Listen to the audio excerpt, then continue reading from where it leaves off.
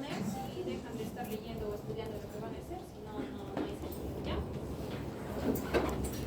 Cierra tu laptop, por favor. La idea ahora que vamos a ver, la primera parte ha sido como ir agarrando evaluación motora, sensitiva, cerebelo, ¿no? Por segmentos. Ahora la idea después de eso es poder plantear síndromes, ¿no? Síndrome motor, síndrome sensitivo, cerebeloso, medular y todo lo demás, ¿ya? Cuando hablamos de síndromes sensitivos, tenemos que ponernos a pensar que obviamente hay un problema en la sensibilidad, pero ahora la idea es saber dónde está, ¿no? Ya hemos visto que la sensibilidad depende obviamente de la corteza, y hay áreas de la sensibilidad que son postrolándicas, depende también mucho del tálamo, porque ahí está el núcleo. ¿Qué núcleo? ¿Qué núcleo? Es el que corre todas las vías por ahí. Posterior, ¿no? Entonces el tálamo tiene que ver la médula espinal, hemos visto todas las vías, ¿no? Que hay vías termoalgésicas, propioceptivas, etc. Y tiene que ver los nervios periféricos, los receptores, etc. Entonces, cuando tenemos un paciente con síntomas sensitivos, la siguiente pregunta es ¿dónde está el problema? Porque, de acuerdo a eso, obviamente damos un diagnóstico y por ende un tratamiento, ¿no? Si nosotros semiológicamente no podemos identificar eso, obviamente no sabemos qué pedir. Por ejemplo, si yo pienso que mi problema de sensibilidad es central, tendré que pedir pues una tomografía o una resonancia. Si yo pienso que mi problema es medular, tendré que pedir pues una resonancia dorsal o cervical. Si yo pienso que es un problema periférico, tal vez tenga que pedir una electromiografía, ¿no? Entonces, es por eso que no solo decir tiene un problema de adormecimiento y hay que, ¿no? Sino que tenemos que plantear dónde está el área, ¿ya? Entonces, de eso se trata la clase de ahora. Vamos a ver que puede haber síndromes corticales, puede haber síndromes talámicos, síndromes radiculares y síndromes medulares. ¿Ya? Cada uno, obviamente, el síntoma principal es el tema de la sensibilidad o alteración en la percepción de la sensibilidad. Muy bien, entonces vamos a recordar un poco esto, chicos. De hecho que esto siempre es un poquito complejo, pero ya lo hemos visto, sabemos que hay un área sensitiva primaria y un área sensitiva de asociación. Eso ya está más que claro, ¿no? El área sensitiva primaria, 3, 1, 2 y el área de asociación 5 y 7. Este es un área post-rolándica, ¿no es cierto? Pre-rolándica es motora, post-rolándica. Ya, entonces ya esa parte está totalmente clara, ¿no? Las vías también ya lo hemos visto, ya han visto esta lámina, sabemos que existen las vías más importantes, espinotalámica anterior, la vía espinotalámica lateral y las vías de los cordones posteriores o de Golgi-Bridge, ¿no? ¿Cuál era su función? Espinotalámica anterior, ¿qué tipo de sensibilidad veía? ¿Cómo? Gruesa. ¿Qué sensibilidad? Tacto grueso. Espinotalámica anterior, espinotalámica lateral. Termoalgesia, sí, sí. Cordones posteriores. Propiocepción, vibración. Esa parte no hay que Tacto olvidarla, fino. y obviamente las vías motoras que también ya hemos estado. Muy bien, vamos a repasar un poquito esto porque si no, no vamos a entender los síndromes medulares. Entonces, cuando ustedes ven esto, tienen que poner, ¿qué pasa si yo, digamos, tengo un traumatismo medular y me secciono toda la médula? Obviamente, esa es una catástrofe, ¿no? Pero ¿qué tal solo una parte? ¿Qué tal tengo un tumor y me afecta solo un lado? ¿Qué tal tengo otro tipo de infección, no lo sé, una tuberculosis, algo, y me afecta a otro lado? ¿Qué tal tengo algo que está creciendo por el medio? Entonces, la sintomatología depende de en qué parte de la médula está la lesión y por lo tanto tenemos que saber dónde está cada uno de los cordones, ¿no? Es como el paciente que vimos en la práctica, el que tenía una lesión intramedular, no sé si recuerdan con el grupo que lo vimos. ¿Se acuerdan el señor que venía de Puerto? Casualidad. Sí, ¿quién dio el examen con eso? El medio ese examen, ¿no? Entonces, obviamente depende a dónde esté la ubicación, va a venir el síndrome medular correspondiente. Por eso es importante saber las vías. Entonces, bueno, recordar es así rápido, la vía espinotalámica lateral es una vía termoalgésica, ya se habrán casado esa parte, viene el estímulo térmico doloroso hacia el receptor que está en la piel, este ingresa por el cordón posterior, la primera neurona está en el ganglio raquídeo, entra por el asta posterior y es importante que vean que decusa, ¿no? Decusa por la parte central y asciende. ¿A dónde? Al tálamo, al núcleo ventroposterolateral, donde está la tercera neurona y de ahí se va hacia la corteza, ¿no? Al área postrolándica, la corteza sensorial y la de asociación, ¿no? Entonces, Cualquier lesión en todas estas partes obviamente puede alterar la sensibilidad termalgésica. Nuevamente para recordar, si tenemos una lesión acá, y esto sí pregunta examen, ¿no? Pérdida de la sensación termalgésica, pero del lado contralateral, porque ya se usó la decusación, pero es contralateral por debajo de la lesión, ¿ya? La vía espinotalámica anterior tiene la finalidad del tacto grueso o de detectar presión. De igual manera, el receptor tiene donde están a nivel de la piel, ¿no? De las extremidades, ingresa por el asta posterior, ingresa por la parte posterior, llega al ganglio raquídeo, primera neurona, luego llega la segunda neurona al asta posterior de la médula espinal, decusa por la parte central, se desplaza hacia la parte anterior, por eso es espinotalámica anterior, y asciende. Llega al tálamo, tercera neurona, y se va a la corteza, ¿no? No, ¿por qué estoy cambiando así? Sí se cambia.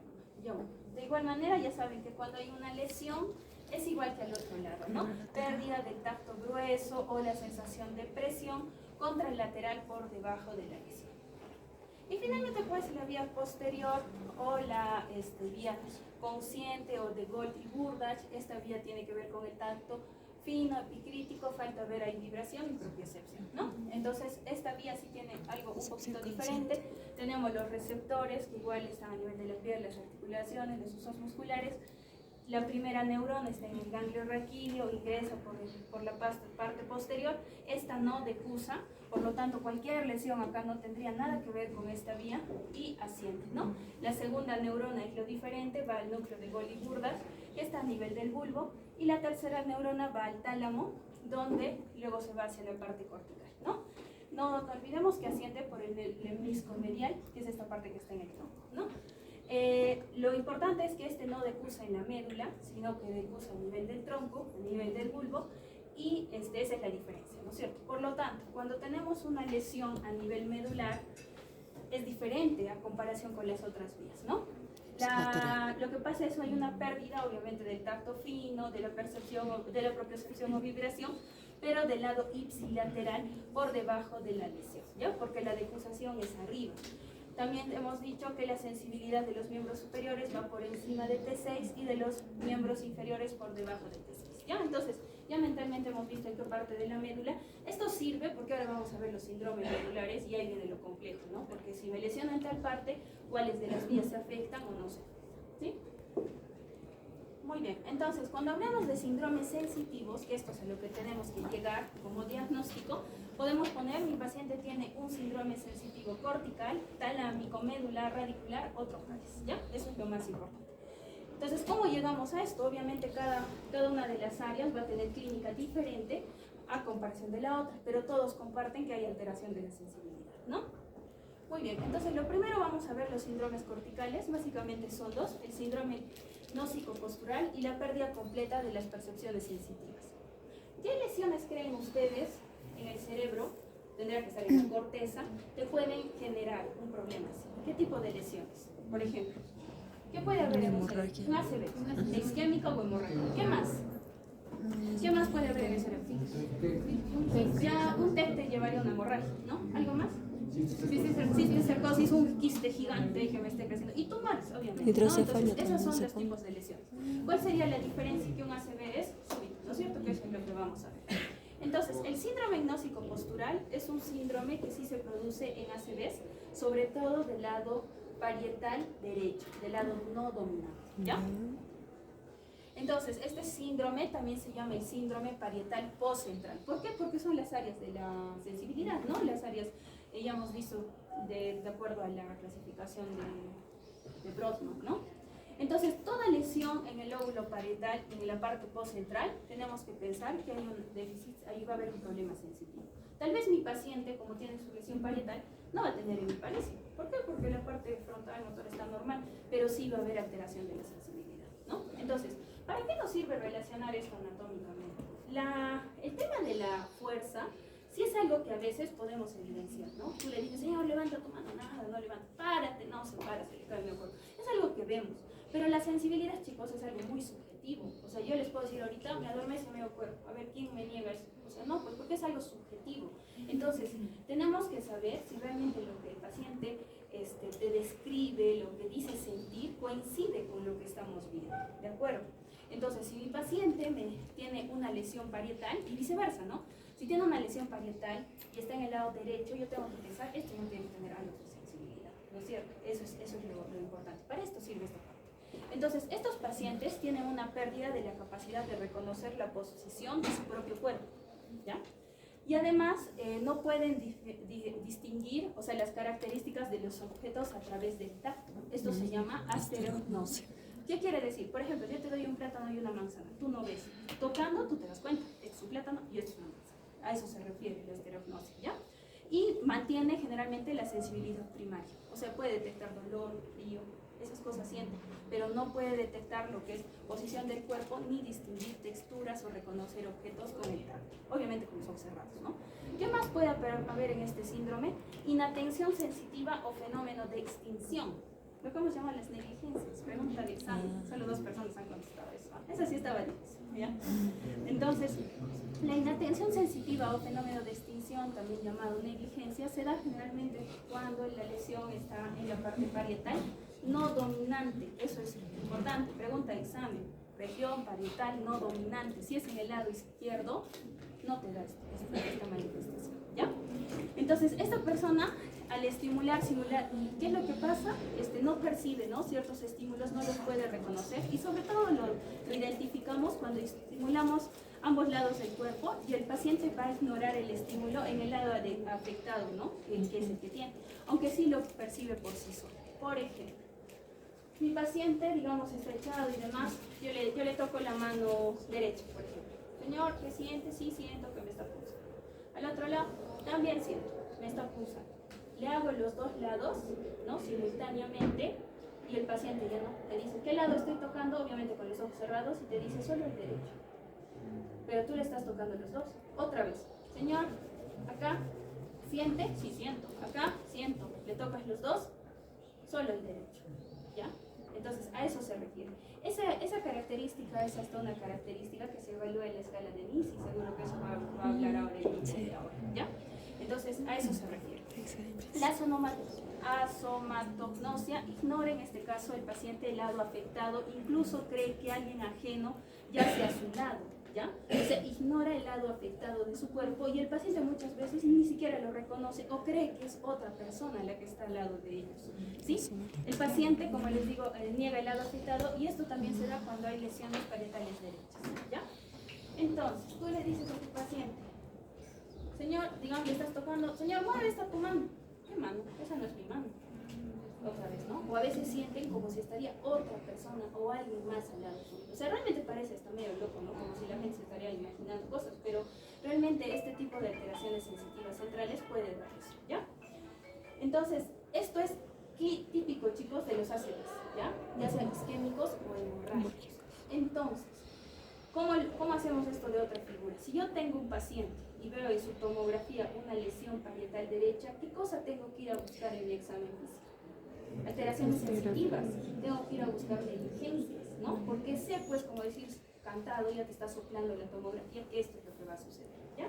Entonces, este es un síndrome sensitivo cortical, gnósico, póstumo. El otro síndrome que hemos mencionado acá, el de pérdida completa de percepciones sensitivas, realmente es algo más raro, es donde realmente ya se abolió, ya no hay sensibilidad, ¿ya? Eso sí es algo más raro, tendría que ser un compromiso muy grande de la corteza, muy grande, que te coge el área primaria y secundaria, pero realmente no es algo tan frecuente como lo anterior mencionado. Muy bien. El otro son, si regresamos a nuestra imagen, se supone que de la parte cortical va al tálamo, ¿no? Bueno, realmente va para arriba, ¿no? Pero la siguiente estación sería el tálamo. Entonces, en el tálamo puede haber 3 problemas. El primero es que hay una pérdida de la sensibilidad dolorosa. ¿Por qué creen? ¿Por qué no sentiríamos dolor?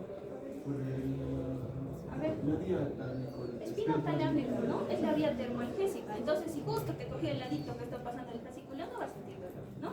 Entonces, hay una pérdida de sensibilidad dolorosa. Puede haber hipoalgesia o analgesia contralateral. ¿Por qué contralateral? Porque la lesión todavía está arriba, ¿de acuerdo? El síndrome sensitivo de pérdida completa de la sensibilidad. En este caso compromete la sensibilidad profunda y la superficial. Tiene que ser una lesión un poco más grande en el tálamo. Recuerden que casi todas las vías, no casi todas, van al tálamo. Entonces, si yo tengo un gran infarto talámico, ya no se salva ninguna de mis vías y todo se afectó. Si yo tengo una hemorragia talámica, ¿quiénes dan hemorragias en ganglios basales, chicos? ¿Qué enfermedad genera hemorragias en los ganglios basales? El ACV, o sea, los ACVs hemorrágicos hipertensivos, ¿correcto? Entonces, ¿qué tal? Yo tengo una super hemorragia que lesionó todo el tálamo, puedo tener pérdida completa de toda la sensibilidad, porque todas las vías van por el tálamo, ¿sí? Y lo otro, que sí es algo bien típico, es esto, la hiperpatía talámica o síndrome de Derry-James-Rose. Este es un problema en el cual existe una lesión en el tálamo que puede ser hemorragia, tumor, etc. Por ejemplo acá, ¿no? Miren, hay un proceso expansivo que está en el tálamo y lo que genera es lo que llamamos el dolor talámico, ¿no? En este caso no se abule la sensibilidad, pero es como que toda la sensibilidad se hubiera ahí como decir, confundido y genera un dolor muy intenso, un dolor neuropático en la mitad del cuerpo. El dolor es, chicos, tan intenso que el paciente pues no sabe ni cómo describirlo. Es un dolor urente, quemante, persistente. Tengo un pequeño estímulo y me genera dolor. Entonces, eso es un dolor talámico, el síndrome de Derry-James-Rose.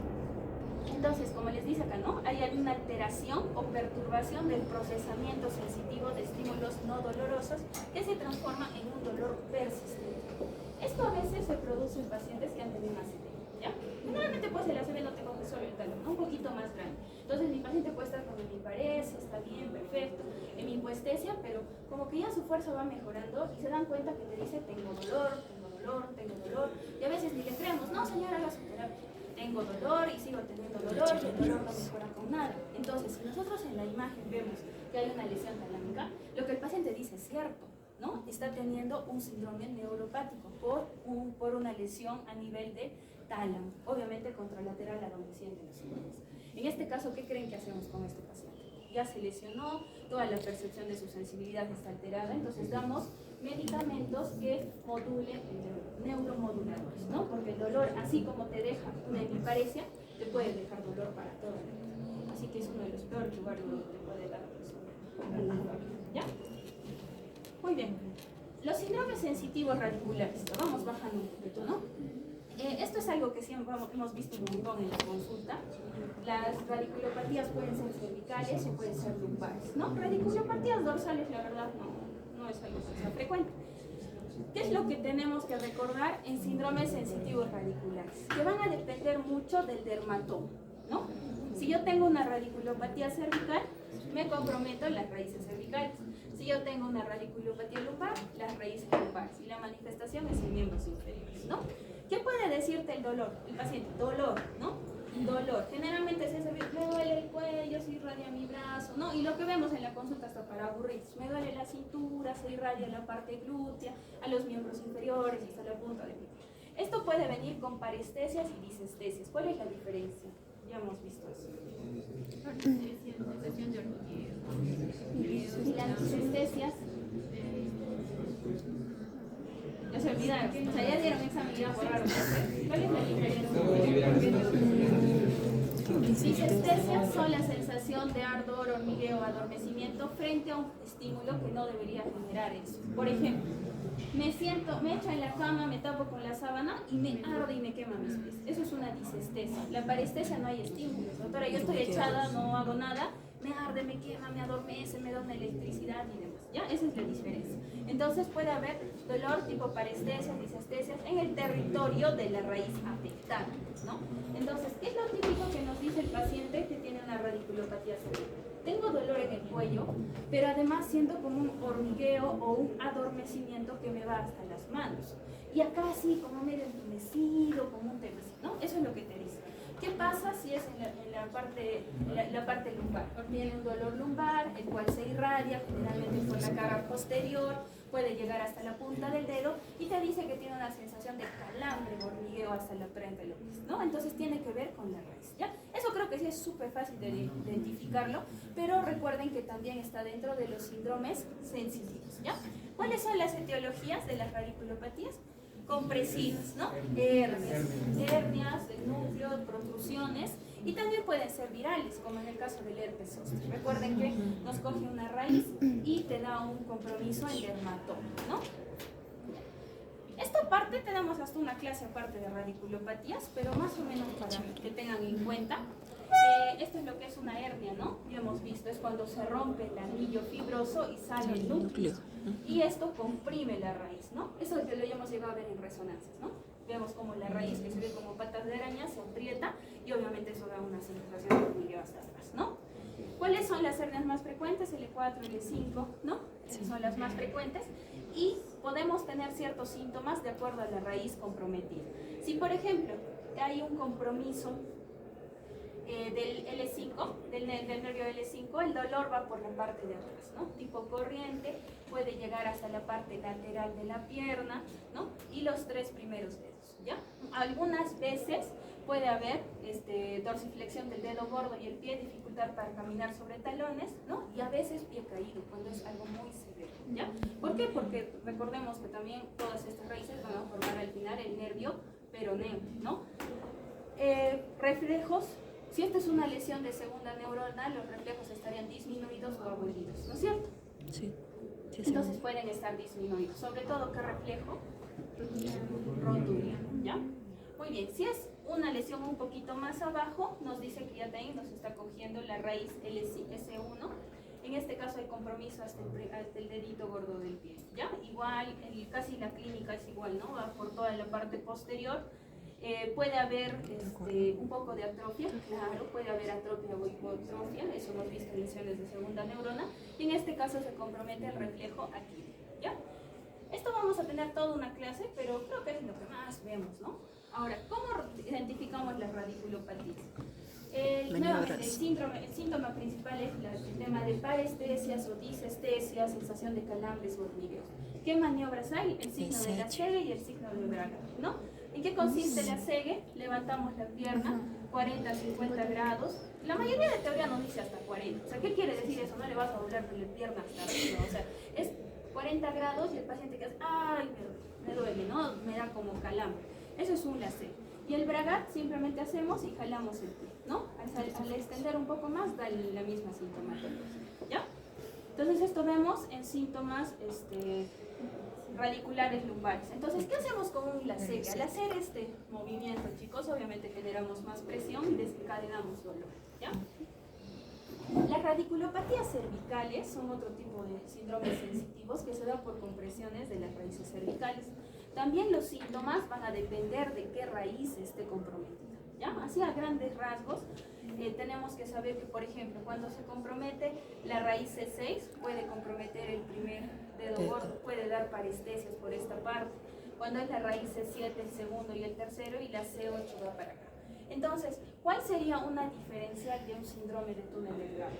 El síndrome de túnel del carpo es una compresión del nervio, que también te da hormigueo en la mano. Pero, ¿cuál sería su diferencial? Una radiculopatía C6, C7 también puede simular un túnel del carpo, ¿de acuerdo? ¿Por qué? Porque también te hormiguea, no más que esta va a venir con más molestias así, ¿no? Entonces, paciente que tiene una radiculopatía cervical siente sensación de hormigueo, adormecimiento, electricidad en las manos. Los reflejos, ya sean bicipitales o precipitales, también estarían disminuidos, ¿de acuerdo? En el caso de que sea una raíz C6, se compromete el reflejo bicipital. Si es C6, 7, el reflejo C7 tricipital, ¿no es cierto? Y respecto a los dedos, miren, cuando es C5, la sensación de hormigueo, chicos, es acá, en el deltoides, en el hombro, ¿no? Me hormiguea, me adormece, está como adormecido. Cuando es C6, obviamente se compromete la fuerza del bíceps, no podemos hacer esto. Tenemos hiporreflexia bicipital y tenemos el hormigueo en el primer y segundo dedo. O sea, pareciera un túnel del carpo, ¿no? Porque hay hormigueo acá. Pero lo que ya no cuadra es el tema que el reflejo estaría disminuido y que hay dolor cervical. En la 6-7 comprometimos la función del tríceps. ¿Qué función hace el tríceps? El tríceps hace esto, chicos. Así evaluamos tríceps, ¿no? Nosotros decimos empuje y acá hacemos la fuerza, ¿ya? Entonces el tríceps estaría alterado y obviamente Si una radiculopatía me empieza a comprimir el nervio, ¿qué pasa con mi músculo? Se atrofia, ¿no? Se atrofia, se pone flaco mi músculo. Entonces, C7 te da compromiso del tríceps, te da hiporreflexia tricipital y te adormece el tercer dedo. Cuando tenemos compromiso de C8, hay sobre todo compromiso de hiperóseos, o sea, no habría fuerza, puede haber un poco de atrofia y aparestesias en el cuarto y quinto dedo, ¿ya? Entonces, estos son los síndromes sensitivos radiculares, pero de origen cervical. ¿Cuál es la principal causa? Hernias, de igual manera, o también traumatismos, ¿no? Gente que tiene lesión en latigazo y esas cosas pueden generar radiculopatías cervicales.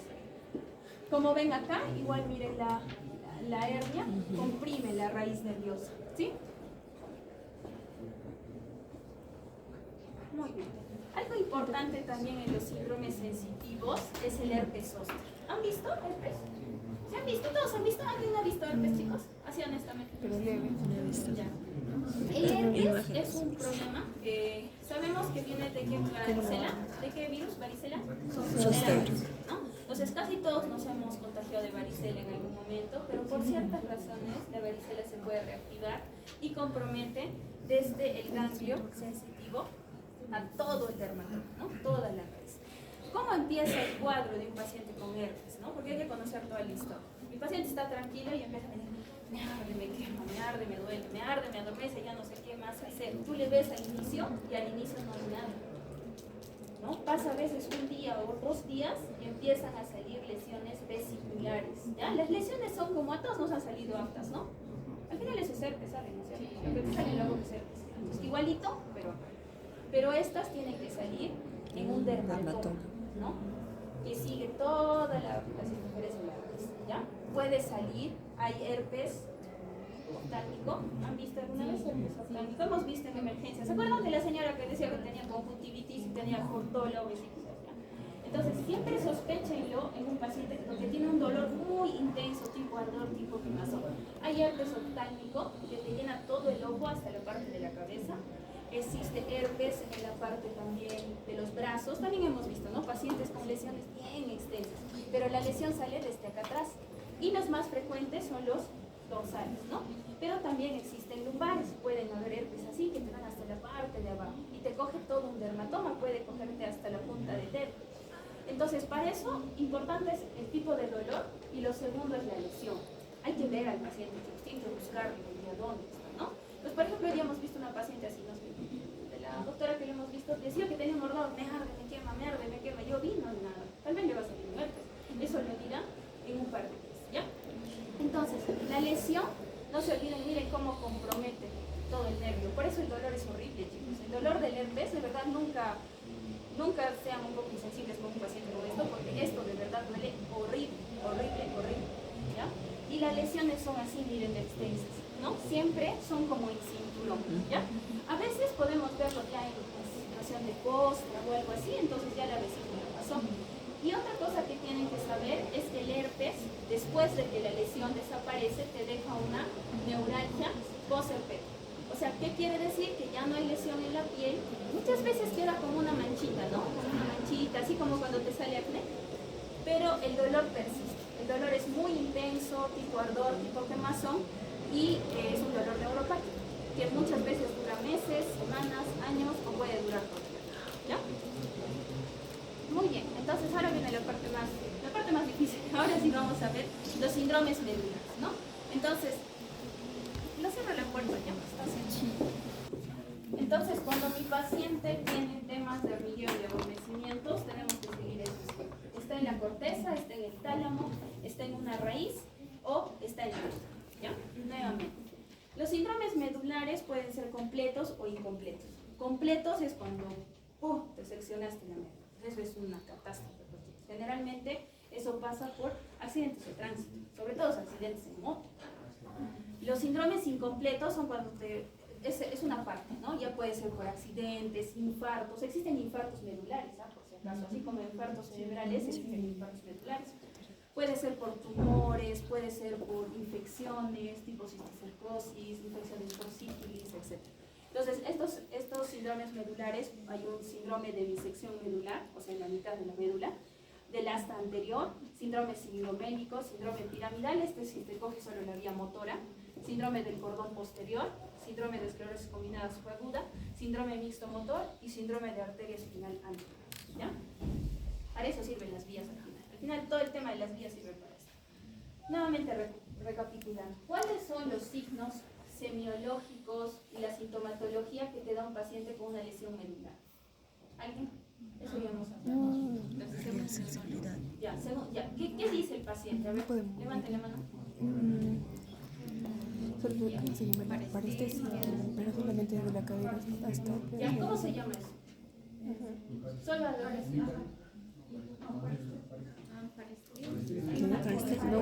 para me parece es así. Para Chicos, para no se olviden esa pregunta de examen. Ya les estoy enseñando, no sé cómo más quieren que le ponga el letrero. Paciente tiene una lesión medular paraparesia o paraplegia. Obviamente si es una lesión severa, paraplegia. Paraparesia o paraplegia. Ya. ¿Qué pasa con la sensibilidad? ¿Qué pasa en un síndrome medular? Disminuye, obviamente. Ya. Pero igual es, ¿qué cosa hay cuando examina? El nivel sensitivo. Nivel sensitivo, ¿ya? Nivel sensitivo, ¿no? Porque se supone que en algún lado de mi médula me lesioné y hay nivel sensitivo. ¿Ya? ¿Qué te dice el paciente? No te dice el paciente, tengo nivel sensitivo. No dice eso. ¿Qué te dice? ¿Qué siente acá el paciente? sensibilidad. Con los chicos hemos rotado eso.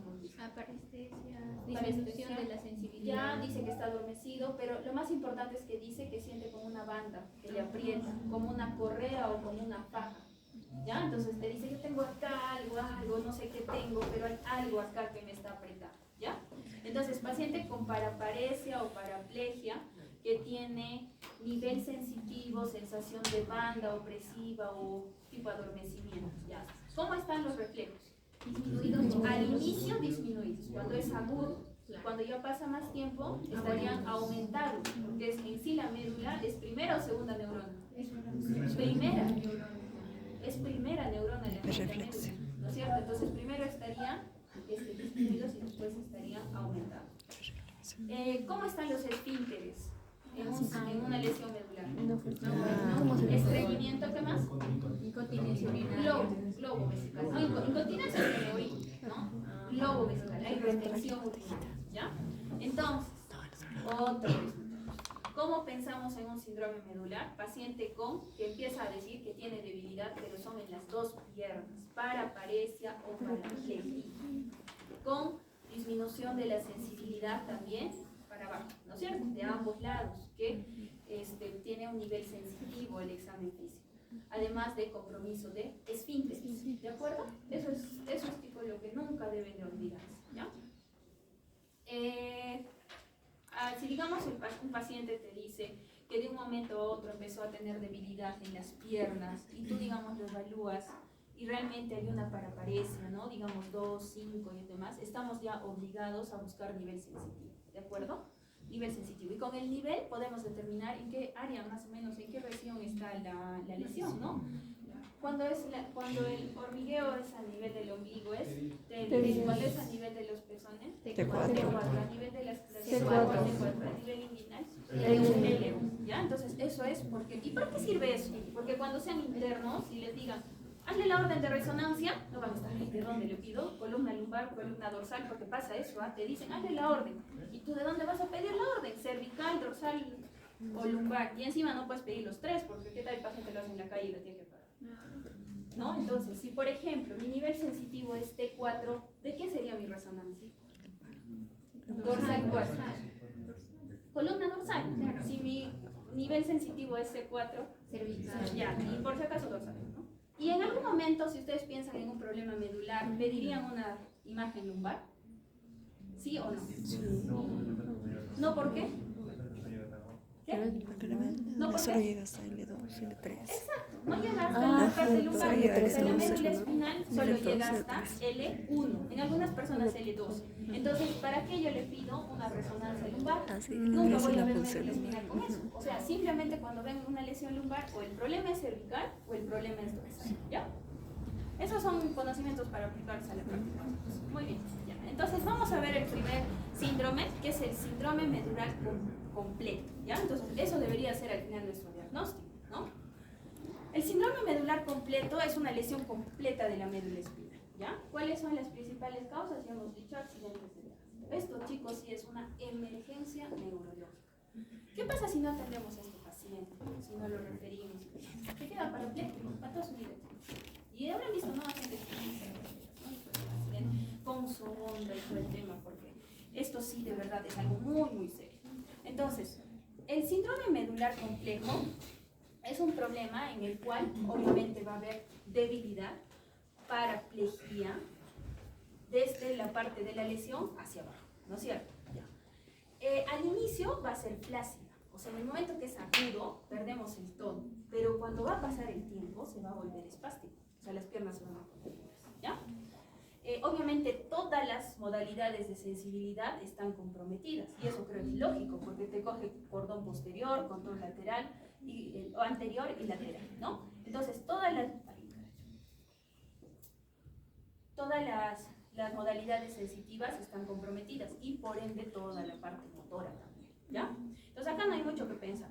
Mi paciente de forma aguda va a tener una paraparesia flácida, de forma aguda, después va a aparecer, se va a volver espástica, todas las modalidades de sensibilidad, de la sensibilidad están comprometidas y puede haber una ataxia sensorial, alteración de la posición, vibración, obviamente no siente nada tu paciente, si es que con suerte que se para, porque con esto probablemente nadie pueda caminar, ¿ya?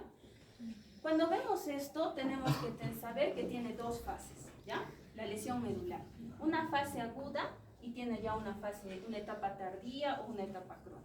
La fase aguda se llama shock medular. Esto dura de 1 a 6 semanas, ¿ya, chicos? El shock medular es la parte aguda en la cual hay arreflexia, ahí escrito mal, arrefléxica, la vejiga es neurogénica, hay flacidez, ¿no? Es como que de un momento a otro, ¡pum!, se desconectó el cable de tu médula y soltaste, ¿no?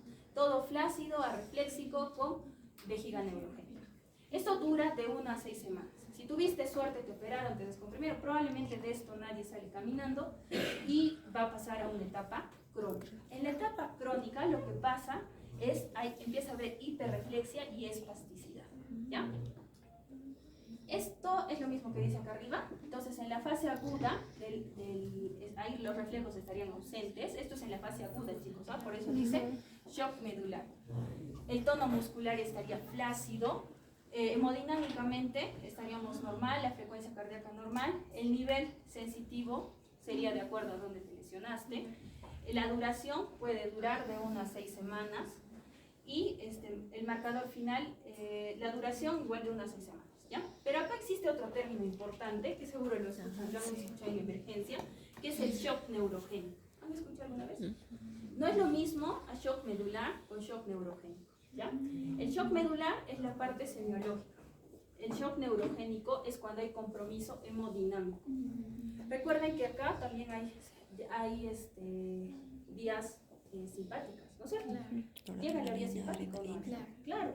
Entonces, cuando uno se secciona la médula, se parte, eso también se compromete. Eso genera hipotensión y bradicardia, causada por la pérdida del tono simpático. Sobre todo esto pasa en lesiones cervicales o torácicas altas. O sea, cuanto más arriba de lesiones de médula, realmente tu probabilidad hasta de morir es alto, porque también te está lesionando parte de vías simpáticas, ¿ya? Entonces, no confundan lo que es un shock medular con un shock neurológico, ¿ya? ¿Comprendido? Sí. Ya. Si yo tengo un traumatismo en la columna, obviamente esta puede ser en diferentes partes, ¿no? Una puede ser una lesión a nivel C3, C4, C5. Aquí nos lesionamos el nervio frénico. ¿Qué función tiene el nervio frénico? Diafragma. Mucha gente, por eso es que la gente se muere pues, cuando maneja moto. O sea, no es que esté en contra de la moto, pero la verdad es que la mayoría de los accidentes de traumatismos medulares se producen. Digamos, tienes una lesión acá en C4 bien alta, donde llega a seccionarte tu médula, tu frénico se desconectó, te mueres, paro respiratorio, ¿ya? Si te lesionas en C5, ahí viene un poquito más el problema, cuadriplegia, te quedas cuadriplegia. Lesiones por debajo de T1, paraplegia. Además, ¿qué más hay dentro del tema medular? Ya hemos dicho, incontinencia urinaria puede ser al inicio, pero después hay retención urinaria, ¿ya? Hay problema de la continuidad fecal, anestesia total y la espasticidad ya es cuando el problema pasa más tiempo. ¿Cuáles son las principales causas? Accidentes de tránsito, pero también pueden ser las mielitis transversas, que son inflamaciones dentro de la médula por infecciones, por enfermedades autoinmunes, ¿ya? Como neuromielitis ópticas y esas cosas, ¿sí? Acá lo importante es reconocer, ¿ya? Reconocer y saber que si el traumatismo es más arriba, realmente la probabilidad de ese paciente de fallecer es bastante alta, ¿ya? Porque haría un shock neurológico. Muy bien, entonces eso es la sección medular completa. Facilito, ¿no? No hay sensibilidad, no hay movimiento. Lo más fácil. Que tiene una fase aguda, una fase crónica y que hay una diferencia entre un shock medular y un shock neurogénico. El otro tipo de lesión es un síndrome de disección medular o síndrome de Bronze-Schwarz. Este síndrome se produce porque hay una lesión de la mitad de la médula. Ya un poco piña la lesión, ¿no? Que tendrías que haber tenido igual un traumatismo de la mitad, justo te agarró un tumor en la mitad o algo así. Pero acá lo que tenemos que pensar es, a ver, ¿qué vía está acá comprometida? Anterior, acá, aquí atrás, ya. ¿Cuáles cruzan en la médula? Lateral y anterior. Y esta cruza arriba. Sí, entonces ahí tendríamos que pensar que va a haber algo diferente, ¿no es cierto? No es simplemente que vamos a perder todo, ¿no? Entonces, el síndrome de Bronze-Schwarz es una hemisección de la médula en la cual existe una parálisis ipsilateral, ¿ya? ¿Por qué? Porque te coge obviamente la vía piramidal. ¿Dónde cruza la vía piramidal, chicos? Bulbo. En la pirámide. En la pirámide. No, ¿Dónde cruza? Bulbo, ¿no? En las pirámides, ¿no? El 90% cruza en la pirámide y el 10% se va hacia adelante. Entonces se supone, a ver, regresamos a la vía. Cruzó arriba, por lo tanto, si yo me lesiono acá abajo, ya mis síntomas motores son ipsilaterales. Por eso es que hay una parálisis ipsilateral y pérdida de la sensibilidad de la posición analgesia contralateral. ¿Por qué analgesia contralateral? Cruzan abajo. Porque cruza abajo las vías, ¿no es cierto? Entonces, acá vemos el gráfico. Hay alteración de la sensibilidad termoalgésica, ¿sí? Puede haber una ataxia sensorial. A ver, vamos a hablar de eso. Las ataxias, los hemos visto que es un síntoma netamente cerebeloso, ¿no es cierto? Mi cerebelo se daña y estoy ahí de camino atáxicamente, ¿no? Pero existe un término llamado ataxia sensorial. Si yo pierdo mi capacidad de propiocepción, o sea, la propiocepción es saber que ustedes cuando se paran, sienten el piso, ¿no es cierto? Pero si perdemos la propiocepción, chicos, ya no sientes eso. No hay sensibilidad, no sabes si estás parado sobre algo que se mueve. Es como si te subieras a esos juegos que pisas así como en los juegos, pues, esas cosas, igualito. Entonces, algo así. Eso se llama ataxia sensorial. O sea, como mi sensibilidad está comprometida, no puedo caminar porque no siento. Sobre todo sensibilidad propioceptiva. Entonces, hay ataxia sensorial, no puedo determinar la posición ni la vibración. Va a haber una paraparesia, obviamente, que en el tiempo se va a volver espástica y que inicialmente es flácida y puede haber también, bueno, de hecho el tema de la alteración de la sensibilidad. Esto va a depender, chicos, del lado, de la altura en la que te das, ¿ya? Ahora, vamos al gráfico. La alteración de la motora ya hemos dicho que es ipsilateral, ¿no es cierto? Del mismo lado, porque mi pulsación es arriba. La alteración termoalgésica, miren, la lesión está en el lado izquierdo, ¿no es cierto? Los síntomas, la hipoestesia termoalgésica o la alteración de la sensibilidad termoalgésica sería contralateral, ¿no es cierto? Porque recuerden que la lesión es contralateral debajo de la recusación. Entonces, hay alteración de la sensibilidad termoalgésica contralateral, ¿no? El tema de la vibración y esas cosas estaría alterado, pero del mismo lado. ¿Por qué? Claro, porque todavía no decusa, eso decusa arriba, decusa arriba. Entonces, la alteración de la vibración, ¿qué eso cómo se llama? ¿Cómo se llama? Pregunta, examen. Palestesia, ¿no? Entonces, la palestesia, o en este caso, apalestesia, la vibración, la propiocepción y esa ataxia sensorial sería del mismo lado, ¿ya? La espasticidad sería del lado ipsilateral, ¿no es cierto? ¿No? ¿Me han comprendido? ¿No se entendimos? Ya. Entonces, al ver el síndrome de Brown-Séquard, lo único que tenemos que recordar es que la vía del cordón posterior cruza arriba. Por lo tanto, tanto la función del cordón posterior como la función piramidal es ipsilateral, pero la función termoalgésica y de tacto grueso, que es del espinotalámico anterior, es contralateral. ¿De acuerdo? Muy bien, ya está el resumen. ¿Ya? Entonces, existe una parálisis motora y pérdida de propiocepción ipsilateral. Función motora es vía piramidal. Propiocepción es cordón posterior, de la ipsilateral. Y pérdida de la sensibilidad termoalgésica contralateral, que es la vía espinotalámica lateral, ¿no?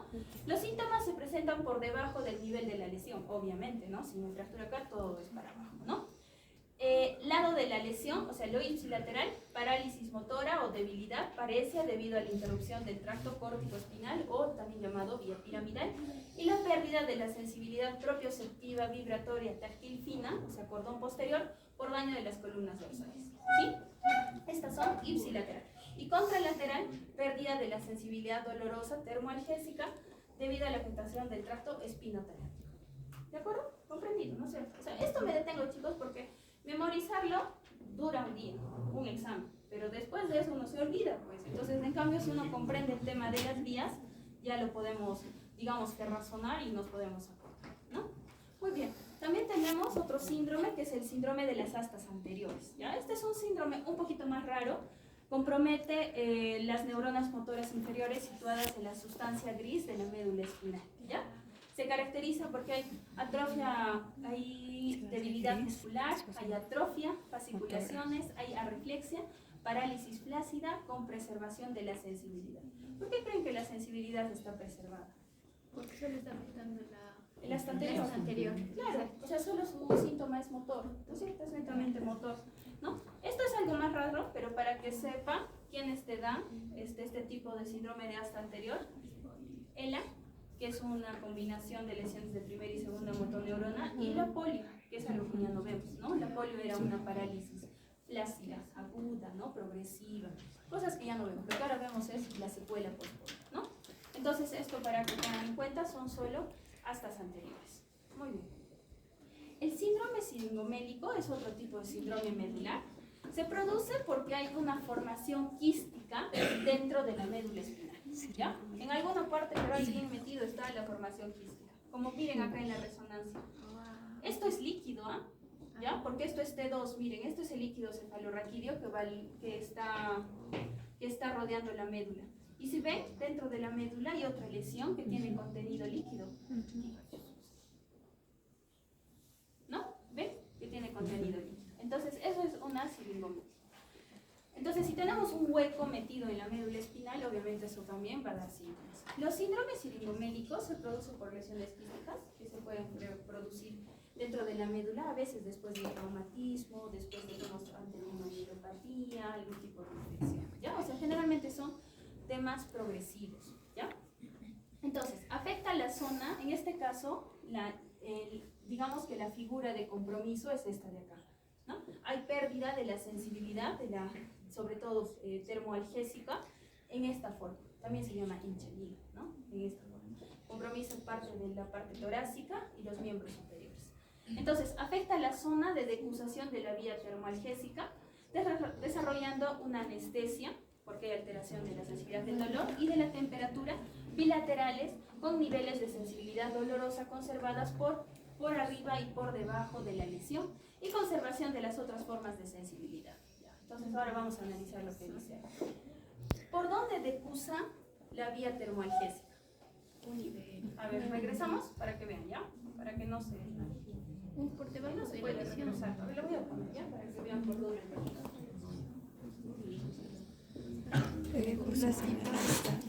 En la asta posterior. Después de la asta posterior. En la asta posterior es donde decusa. Ya se salió. Así tenemos la vía espinotalámica, que tiene que ver con la sensibilidad y el dolor. Si mis dos vías, porque obviamente no las tenemos a un lado, están por acá decusando las dos, yo tengo un hueco acá, las dos vías se comprometen, ¿no es cierto? Por eso es de que el compromiso es de ambos lados, ¿ya? Y todo lo demás, o sea, la sensibilidad por arriba y por abajo de la lesión están normales, o sea, es como en banda. ¿Me comprende? Porque recuerden que la sensibilidad ingresa a cada uno de los niveles de la médula, ¿no? Son independientes. Entonces, se decusa, la siringomelia no permite hacer una buena decusación y se compromete ambas vías termoalgésicas.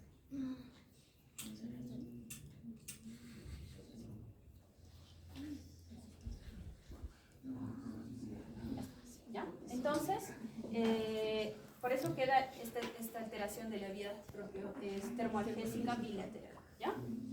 Ahora, hay otro síndrome que es el síndrome del cordón posterior. O sea, es un síndrome en el cual se afecta el cordón de Golgi-Burdach, también llamado antes como el tabes dorsal. ¿Ya? Tabes dorsal. La sífilis, han hecho microbiología, ¿no? La sífilis es una infección bacteriana, viral, bacteriana, ¿no? La sífilis puede haber una sífilis primaria, secundaria y terciaria. Antes, pues cuando la gente no había penicilina y peor, no había tratamiento, la gente llegaba a sífilis terciarias, ¿no? Y eso pasaba muchos años después. Y la sífilis terciaria te da tabes dorsal, ¿ya?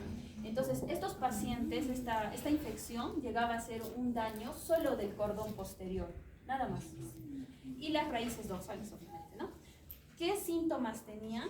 Romber positivo. Esta sí es una patología, chicos, que tiene romber. Por si acaso, a propósito del examen, las lesiones cerebelosas no dan romber, chicos, ¿ah? En ningún momento hemos dicho que la lesión cerebelosa da romber. No da. Ya, eso he visto, hartas personas han contestado eso. Entonces, romber positivo en lesiones de cordón posterior, ¿ya? Ataxia sensitiva. No es solo ataxia, chicos, ¿ah? Tiene que ser ataxia sensitiva. Como mi paciente no siente el piso, siente como si pisa algodones, no camina bien y eso es una ataxia sensitiva.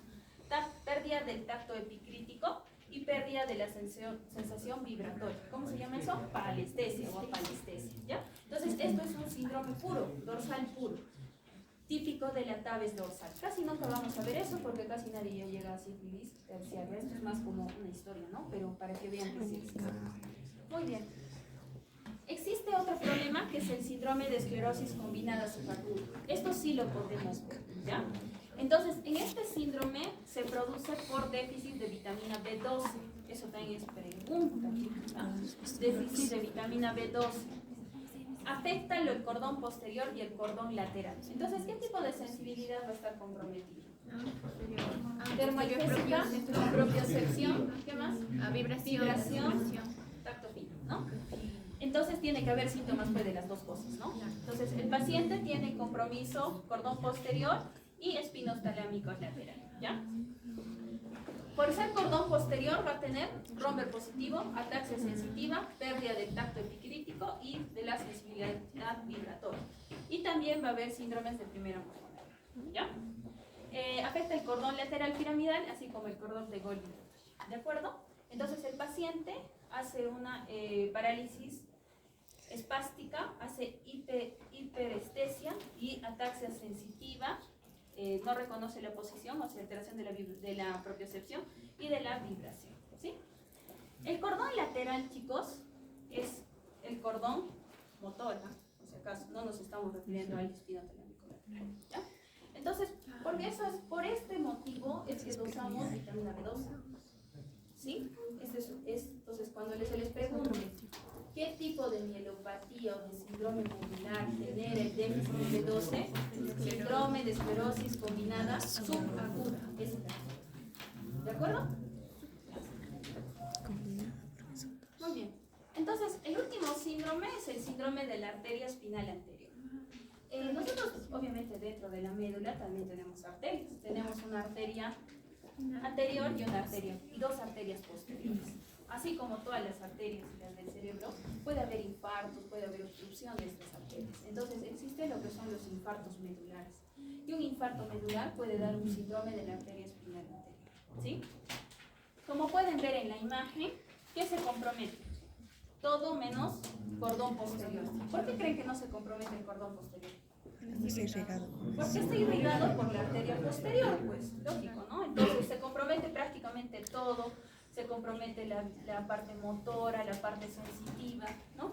Menos cordón posterior.